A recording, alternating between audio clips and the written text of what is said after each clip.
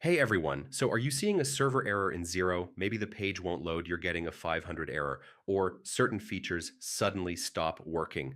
Yeah, that can be pretty frustrating, especially when you're trying to manage invoices or financial data. In this video, I'll show you several ways to fix the Xero server error in 2026, and most of these fixes are actually quick and simple. First, try refreshing the page. Sometimes server errors are temporary, and simply reloading the page can fix the problem.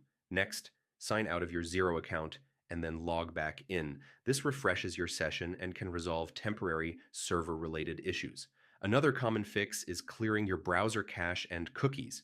Old browser data can sometimes cause server errors when loading Xero pages. If the problem continues, try opening Xero in a different browser or use incognito mode.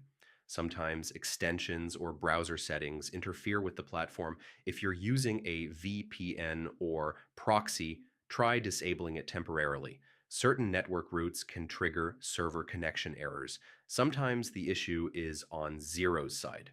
Check the Xero status page to see if there are outages, maintenance, or server disruptions. If the server error still appears, contact Xero support.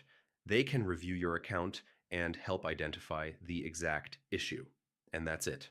Most Xero server errors can be fixed by refreshing the page, clearing browser data, or checking the platform's server status.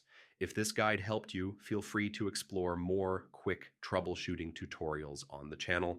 Thanks for watching, and I'll see you in the next video.